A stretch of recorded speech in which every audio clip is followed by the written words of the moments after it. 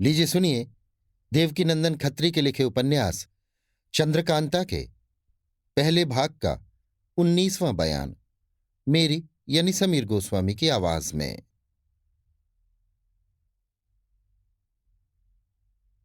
तेज सिंह को छुड़ाने के लिए जब चपला चुनार गई तब चंपा ने जी में सोचा कि अय्यार तो बहुत से आए हुए हैं और मैं अकेली हूं। कहीं ऐसा न हो कि कोई आफत आ जाए। ऐसी तरकीब करनी चाहिए जिसमें अय्यारों का डर न रहे और रात को भी आराम से सोने में आए। ये सोचकर उसने एक मसाला बनाया। जब रात को सब लोग सो गए और चंद्रकांता भी पलंग पर जा लेटी तब चंपा ने उस मसाले को पानी में घोलकर जिस कमरे में चंद्रकांता सोती थी उसके दरवाजे के 2 गज इधर उधर लेप कर दिया और निश्चिंत हो राजकुमारी के पलंग के नीचे जा लेटी। इस मसाले में ये गुण था कि जिस जमीन पर इसका लेप किया जाए सूख जाने पर अगर किसी का पैर उस जमीन पर पड़े तो जोर से पटाखे की सी आवाज आवे, मगर देखने से ये न मालूम हो कि इस जमीन पर कुछ लेप किया गया है। रात भर चंपा आराम से सोई रही। कोई आदमी उस कमरे के अंदर न आया। सुबह को चंपा ने पानी से वो मसाला धो डाला। दूसरे दिन उसने दूसरी चालाकी की। मिट्टी की एक खोपड़ी बनाई और उसको रंग रंगा ठीक चंद्रकांता की सूरत बनाकर जिस पलंग पर कुमारी सोया करती थी तकिए के सहारे वो खोपड़ी रख दी और धड़ की जगह कुछ कपड़ा रखकर एक हल्की चादर उस पर उड़ा दी, मगर मुंह खुला रखा और खूब रोशनी करके उस चारपाई के चारों तरफ वही लेप कर दिया। कुमारी से कहा, आज आप दूसरे कमरे में आराम करें। चंद्रकांता समझ गई और दूसरे कमरे में जा लेटी। जिस कमरे में पलंग पर खोपड़ी रखी थी उसके बगल में एक कोठरी थी। चिराग बुझाकर आप उसमें सो रही। आधी रात गुजर जाने के बाद उस कमरे के अंदर से जिसमें खोपड़ी रखी थी पटाखे की आवाज आई। सुनते ही चंपा झट उठ बैठी और दौड़कर बाहर से किवाड़ बंद कर खूब गुल करने लगी। यहां तक कि बहुत सी लौंडियां वहां आकर इकट्ठी हो गईं और एक ने जाकर महाराज को खबर दी कि चंद्रकांता के कमरे में चोर घुसा है। ये सुन महाराज खुद दौड़े आए और हुक्म दिया कि महल के पहरे से 10-5 सिपाही अभी आवे। जब सब इकट्ठे हुए कमरे का दरवाजा खोला गया। देखा कि रामनारायण और पन्नालाल दोनों अय्यार भीतर हैं। बहुत से आदमी उनको पकड़ने के लिए अंदर घुस गए।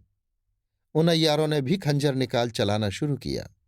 4-5 सिपाहियों को जख्मी किया। आखिर पकड़े गए। महाराज ने उनको कैद में रखने का हुक्म दिया और चंपा से हाल पूछा। उसने अपनी एक कार्रवाई कह सुनाई। महाराज बहुत खुश हुए और उसको इनाम देकर पूछा कि चपला कहाँ है। उसने कहा, वो बहुत बीमार है। फिर महाराज ने और कुछ न पूछा, अपने आरामगाह में चले गए। सुबह को दरबार में महाराज ने उन अय्यारों को तलब किया। जब वे आए पूछा, तुम्हारा नाम क्या है? पन्नालाल बोला, सरतोड़ सिंह। महाराज को उसकी इस ढिठाई पर बड़ा गुस्सा आया। कहने लगे, ये लोग बदमाश हैं, जरा भी नहीं डरते। खैर, ले जाकर इन दोनों को खूब होशियारी से कैद रखो। हुक्म के मुताबिक वे लोग कैद खाने में भेज दिए गए। महाराज ने हरदयाल सिंह से पूछा, कुछ तेज सिंह का पता लगा? हरदयाल सिंह ने कहा, महाराज अभी तक तो नहीं लगा। ये अय्यार जो पकड़े गए हैं उन्हें खूब पीटा जाए तो शायद ये लोग कुछ बतावें। महाराज ने कहा, ठीक है, मगर तेज सिंह आवेगा तो नाराज होगा कि अय्यारों को क्यों मारा। ऐसा कायदा नहीं है। खैर, कुछ दिन तेज सिंह की राह देख लो, फिर जैसा मुनासिब होगा किया जाएगा। मगर एक बात का ख्याल रखना, वो ये है कि तुम फौज के इंतजाम में होशियार रहना, क्योंकि शिवदत्त का चढ़ाना अब ताज्जुब नहीं है। हरदयाल सिंह ने कहा, मैं इंतजाम से होशियार हूं। सिर्फ एक बात महाराज से इस बारे में पूछनी थी जो एकांत में अर्ज करूंगा। जब दरबार बर्खास्त हो गया, महाराज ने हरदयाल सिंह को एकांत में बुलाया और पूछा, वो कौन सी बात है? उन्होंने कहा, महाराज, तेज सिंह ने कई दफे मुझसे कहा था, बल्कि कुंवर बीरेंद्र सिंह और उनके पिता ने भी फरमाया था कि यहाँ के सब मुसलमान क्रूर के तरफदार हो रहे हैं। जहां तक हो इनको कम करना चाहिए। मैं देखता हूं तो ये बात ठीक मालूम होती है। इसके बारे में जैसा हुक्म हो किया जाए। महाराज ने कहा, ठीक है, हम खुद इस बात के लिए तुमसे कहने वाले थे।